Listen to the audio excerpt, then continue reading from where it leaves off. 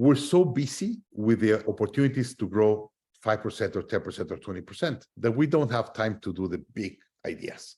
And the one that has been talking about this a lot is strategic coach Dan Sullivan, and he just wrote a book with Ben Hardy called Why Growing 10x is Easier Than 2x. And what happens there is we're so busy growing 2x that we miss and we don't have time for the 10x. And that's also, I remember the exercise of the rocks, that you put the rocks, if you put the sand before, you will not have time or energy for the rocks. Same thing happens here. This is the way to really understand which are the moves or your strategy that we call winning moves that will take you to really understand what are your 10x ideas and be able to put the 10x ideas first.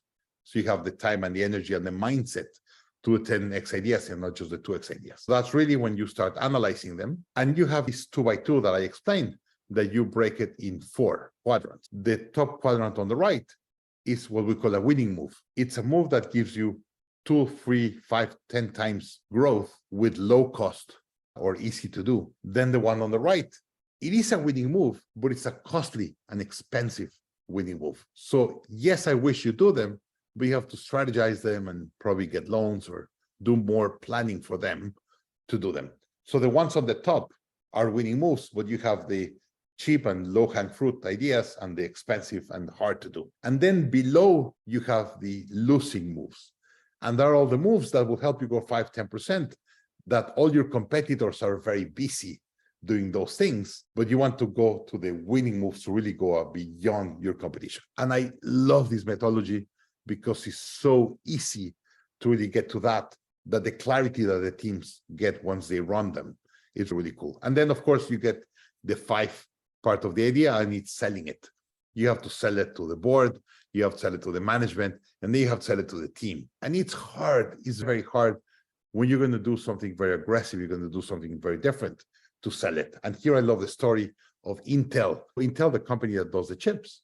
Intel was a company that before they used to do memory chips. And the 2 founders, Gordon Moore and I forgot the name of the other one, they had all these investors, and the investors were pushing them to go from memory chips to go to processing chips. And they didn't want to change because they were comfortable, they were growing 2, 5, 20% a year. And one day they were having this conversation in the room and saying, hey, our investors are really mad that we're not changing to processing chips.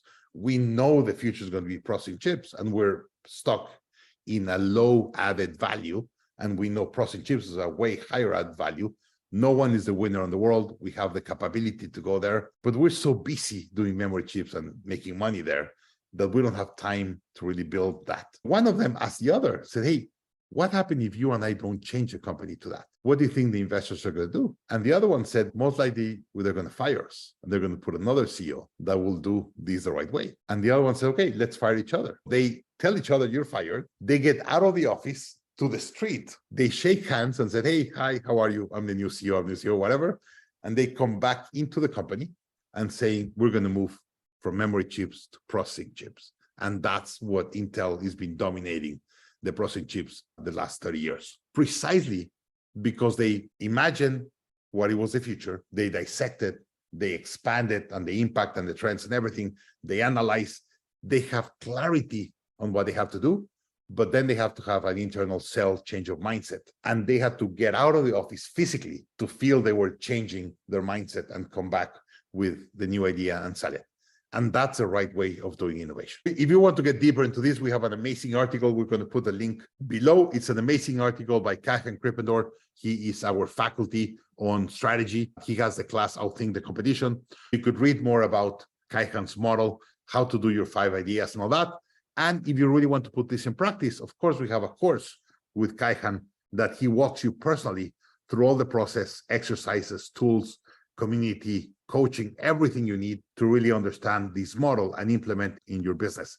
It's called Outthink the Competition Mass Business Course by Kaihan Krippendorf. We will also put the link below.